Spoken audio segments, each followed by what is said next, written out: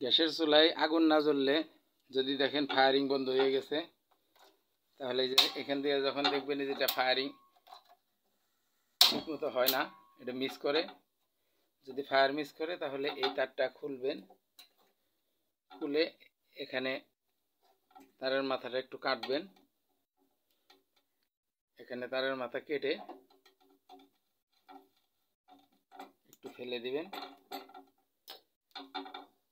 তারপরে এটা আবার লাগিয়ে দিবেন। একটু তারের মাথা কেটে এটা আবার লাগাবেন, দেখবেন ফায়ারিংটা বেড়ে যাবে। দেখেন এখন কত স্পিড হয়ে গেছে আগুনের। তারটা এভাবে লাগিয়ে দিলে চুলা ঠিক হয়ে যাবে।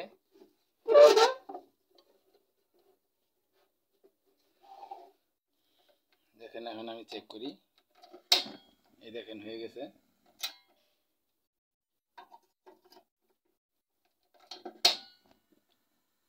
এভাবে আপনারা গ্যাসের চুলা ঠিক করবেন।